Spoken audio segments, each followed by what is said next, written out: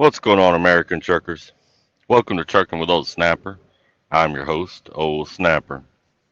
Let's get into talking about these freight rates. But before we do that, don't forget, please like and subscribe. Do everything here trucking related.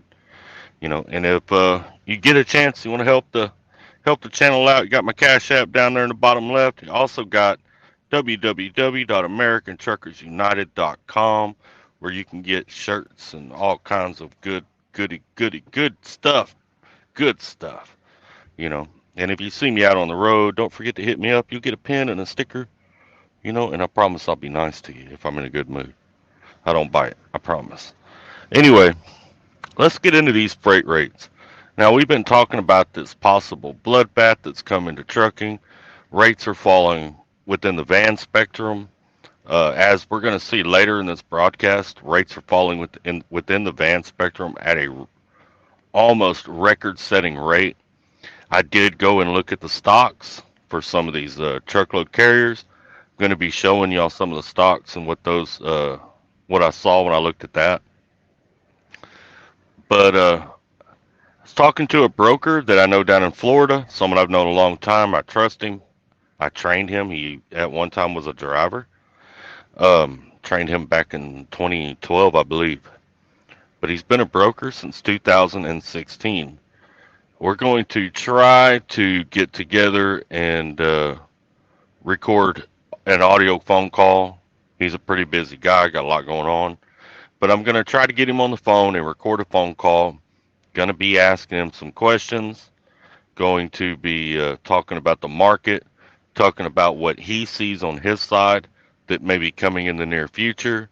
We're going to be talking about all kinds of things. If you have a question that you specifically would like me to ask him, drop it down in the comments below. And if I get enough of the same question, then I'll give it give him the question and see what he has to say about whatever it is. So if there's something that one of y'all are wondering or whatever, put the question down in the comments below so that I can get some ideas of what y'all would like to ask him if y'all were talking to him. Anyway, I have noticed talking to other drivers, watching the DAT board because I do watch that, trend lines, Freightwaves, Overdrive, um, reading these reports that C.H. Robinson's been putting out, TQL, seeing what the market is doing. And within the dry van spectrum, there's been quite a bit of a drop. Um, I did have a conversation with that broker, and according to him, it's going to last a while, and it's not done dropping yet. Now, we're going to get into all that later, probably on Sunday whenever I talk to him. But according to him, it's not done dropping yet, and he's going to explain why. He's going to explain what he's seeing on that side. Looking at the trends, it looks pretty bleak. Looking at the trends. Um, Now, exactly how far it's going to go, what the new norm's going to be, I don't know. And that's something I'm going to be at. That is a question I'm going to ask him. What his estimate is of what the new norm is going to be within the market, within the dry box spectrum. Now, did notice when I looked at the stocks, they looked bad, but they didn't look that bad. And normally your stocks are an indicator, but your stocks are reactive, not proactive, if you understand what I'm saying. In other words, when your stock is falling, whatever happened in the market has already happened. Stocks react to what's happening. So you can't look at stocks for what's coming in the future because stocks are reacting to what's happening right now most of the time. Most of the time. All right, that's the way it is. Not always, not 100%, but most of the time that's the way it is. Um, I'm going to be honest with y'all drivers. I do not think right now is the time to buy a truck. And as a matter of fact, with the truck prices still being high, right now might be an awesome time to sell your truck, get into a company truck or get into a lease, go over to our tour maybe. I heard they got a good lease over there. And put the profit in your pocket, wait on the market to flip, and then buy back into it. That way you can get back into it at a lower cost. That's just my personal suggestion, but that's a broad suggestion. Obviously, it would depend independently on what your costs are and how you're set up and all that kind of stuff. But if I was in an owner operator truck right now, that's probably what I would do is do that. But it's going to get hard. I believe it's going to get real rough on dry box. I believe it's going to get real rough. I don't think it's going to get as rough on refrigerated. It normally doesn't, even if we go into a full blown recession, because people are going to eat. That's something that never stops, right? People are going to eat. Flatbed normally takes a pretty good hit when we go into a recession. Normally, right now, flatbed's not taking that big of a hit, but I think that's because it's harder to find flatbed drivers. Um, Most people that drive trucks don't. They drive trucks because they don't want to do anything physical, and flatbed kind of defeats that purpose. Flatbed drivers are not as common as dry box and reefer drivers are. And I think that's the only thing holding up the flatbed freight rates at the moment. Because as y'all know, a lot of it is supply and demand. How many trucks are available to how many loads are available. And it's broken up into areas, and all that kind of stuff. And that's kind of how the rates are adjusted. Rates can fall quickly. They can also rise quickly. So hopefully these midterm elections that'll be coming up here in a few months, hopefully that is in our favor and kicks the market back up. It's going to be highly important that everybody gets out and votes. This is not a political channel. I'm not going to tell you who to vote for or who I'd vote for or nothing. All I'm going to say is it is very, very, very important that everyone gets out there and votes. That's going to have a lot to do with what's going to happen with our country, as well as what could possibly happen in trucking over the next couple of years. So let's take a look at what these stocks are doing, and then we'll have a look at Freightwaves, and then we'll pop back up here. What's going on, drivers? Welcome back. Let's get a look at some of these stocks. This here's Landstar. This is in my Robinhood account. I don't have a lot of money into my Robinhood account right now. I think I just got a couple $100 in here playing with it or something like that. At the moment, I'm not invested in any uh, trucking stocks or logistics related stocks. And I'm about to show you why. But it gets a little more complicated than what I'm going to go into because there's a way to read these charts to set them up and look for where they're trending at, when they're going to bounce back, where the resistance levels are, and all that kind of stuff. This is not a stock tutorial. That would be a 5-part series that lasted several months if I gave y'all a stock tutorial. But there are YouTube channels out here where you can get that stuff where I learned a lot of it at when I first got into the market. This is going to be to look at the freight, obviously. Now, this is Landstar. Right now, it's currently trading, and I pulled up the last year on it. It's currently trading at $156.73. It's down 11% from last year at this same exact time. Um, as you can see, it's had some lower points to it where it got down in the low 140s. Now, here's where we look at this. You got your volume and your average volume. As you can see, the volume's higher than your average volume. That means a lot of people are buying into it. That might mean that people are thinking that it's at a low, and that's why they're getting into it. But anyway, your PE ratio, you see that 13.57? That's not horrible, but that's a little higher than I want that profit earnings to be. I like profit earnings around a 6 or lower. Got 14 analysts here. 86 are saying hold it. 86% are saying hold it. 14% are saying sell it. Got nobody telling anybody to buy it. Uh, Here's what the Bulls are saying. Landstar's asset light operation model has generated average returns on capital in excess of 30% over the past 5 years, well above returns generated by most traditional asset intensive carriers. Landstar has a long history of excellent yada yada yada. I'm talking about that there. Let me see here. So they're having a little bit. Let's see what the Bears are saying. By the way, if you're not a stock person, Bulls is the positive, Bears is a negative. A fragmented market and the potential for high capital returns are attracting competition to the truck brokerage space. Now, I know y'all have heard some of the other some of the other trucking channels talk about how many brokerages have opened up in the last 18 months. And it's record numbers, and that's what they're talking about right here. Let's skip down. So small brokerage operations, once limited in scope, are becoming more efficient. See, that's that South Texas education, man. Pay attention in school. And more of a competitive threat as they are acquired by larger, more capable 3PLs. Okay, so they're talking about the takeover of some of these or these small brokerages.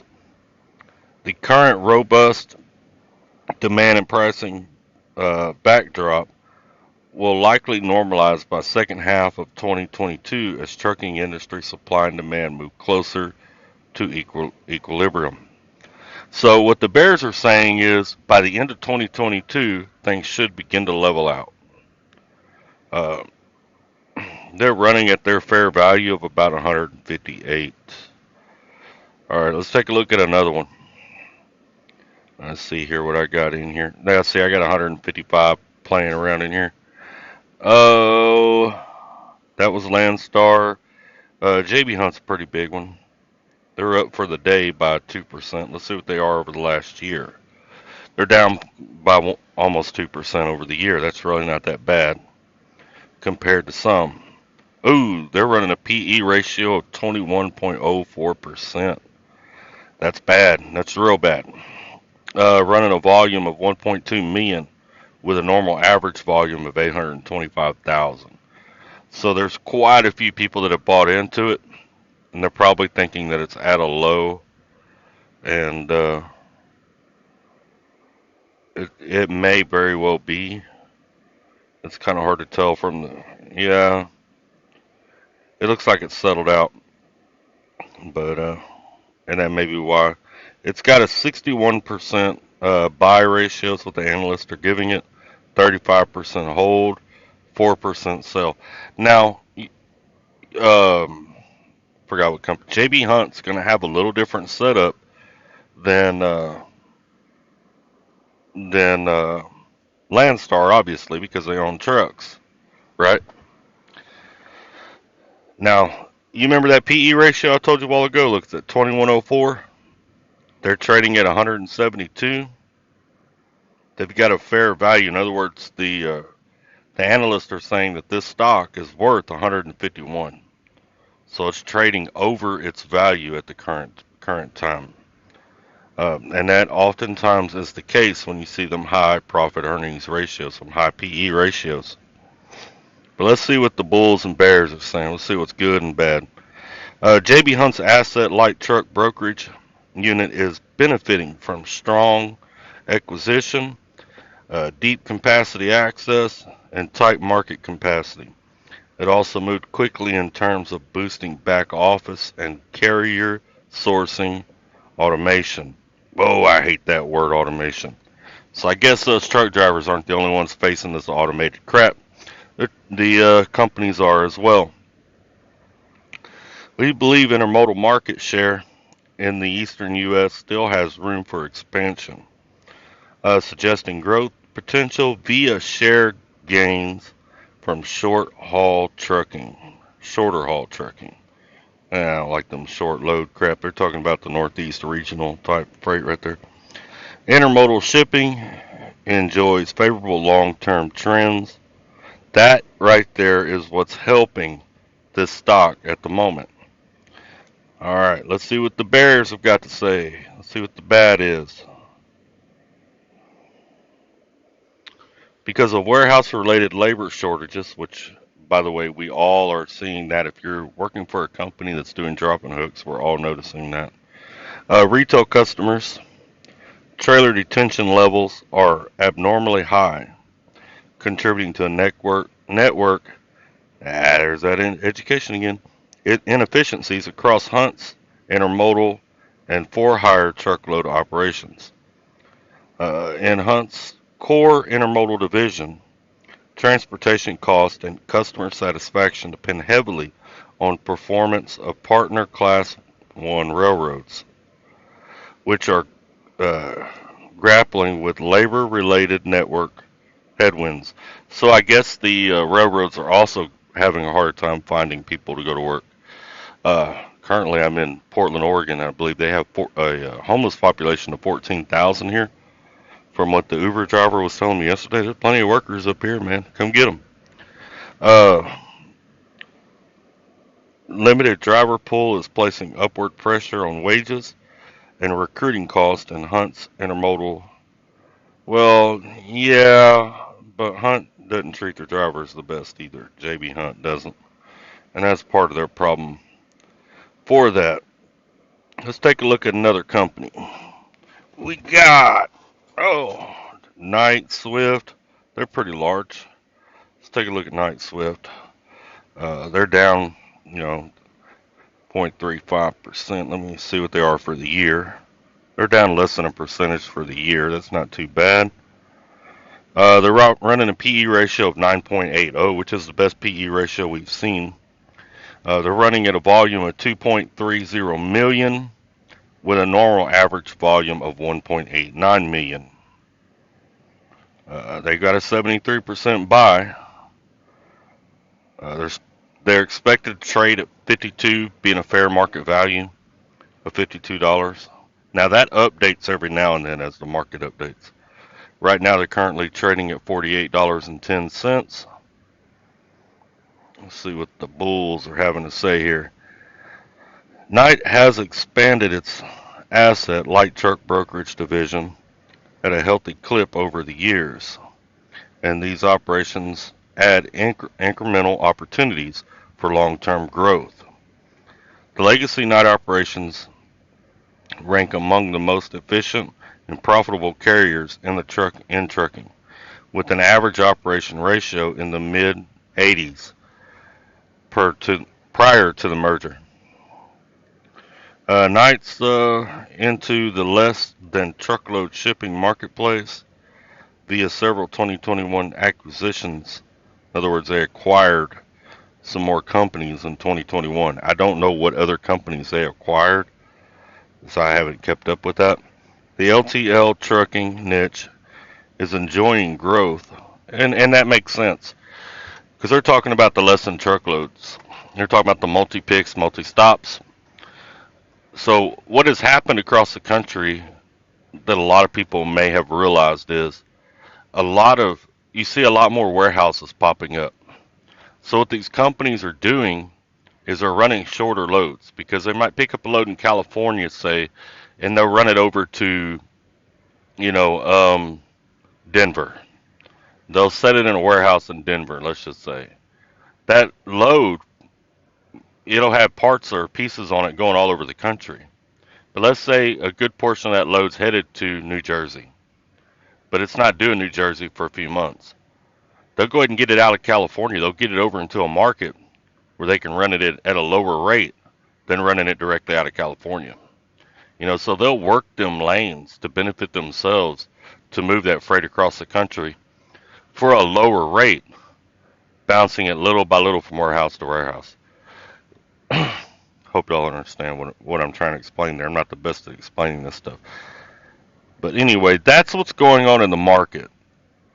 And this is what I look at when I'm looking at what capacity issues are. You know, this is one of the things I look at. Freightwaves being another. And there's a couple other places I look. But let's get back onto the regular deal here.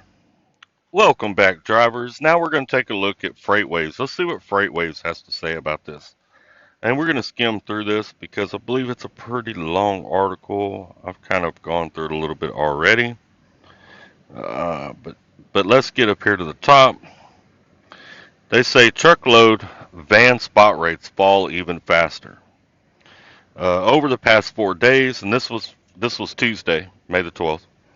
Over the past 4 days, the deterioration in truckload van spot rates has accelerated, falling over 2 cents per mile per day on Freightwaves National Truckload Index, line haul only, not including the fuel surcharge.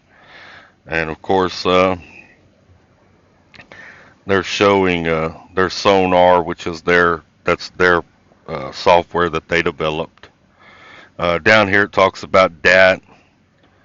Um, DAT was disagreeing with Freightways for the longest, but now at this time they have come back and said there is a problem in the market and are trying to adjust to what's going on in the market within the van truckload spectrum. Of course, this market drop is affecting the van truckload spectrum more than it is uh, reefer or flatbed. Reefer has taken a little bit of a hit, but not near as much as van has. Van has taken a heck of a hit. They're seeing a huge decrease in the line haul rates with higher cost of operations, and it's hurting a lot of companies. But as we know, Freightwaves is, a lot of what they say I really believe is influenced by U.S. Express. You already know that. I've talked about that in my past videos when talking about what's going on here. You know, when there's the name Craig Fuller being, I believe, the son or son-in-law of the owner of U.S. Express. So it's going to have U.S. Express um, ideas kind of in the backdrop of it. But that is what's going on there. That's what Freightwaves is saying at this present time. Let's see if there's anybody else saying anything. All right, welcome back, drivers. Uh, that's what I saw, and the stocks really didn't look that bad, and they look like they've leveled out for the moment. But like I said, the market is reactive, not proactive. So the market's going to react to what happens, and stocks have a lot to do with the revenue that a company is making. But you can also have bad things going on and a stock still be high. That just means that a lot of people are buying that stock for whatever reason. That'll run a stock up. So Freightwaves, though, on the other hand, Freightwaves had a very bleak outlook on uh, on what's happening. And I know it's scary for some of the owner operators out there. I know some of the owner operators are having a hard time because of the cost of fuel and the falling rates. It sucks. You keep your head up, man. Keep everything in order. Like I said, just strive on with it. Maybe take a look at selling your truck, taking the profit, putting that in your pocket, since the truck rates are still pretty, or the resale rates on trucks right now are still pretty high, and readjusting after the market fall. Like I said before we went and looked at that, man, voting is extremely important. Midterm elections are going to be coming up, and it's really, really important, man, that everybody gets by the house, puts their vote in. If you can vote, go vote. You can't complain about what's going on if you're not voting, because if you didn't vote, you didn't try. You know what I'm saying? I appreciate all of y'all for stopping by. Drop a comment down below. Let me know what y'all think is happening in the market, whether we're entering a recession, whether we're already in a recession, whether we're going to, how bad you think it's going to get, how low do you think these rates are going to go. Um, any question you may have that you want me to ask this broker on Sunday when I do this recorded phone call, put it in the comments below. I appreciate all of you for stopping by. Like I said, don't forget to like and subscribe. Y'all take care, stay safe, be kind to one another. Remember, we are all family out here, and let's keep trucking.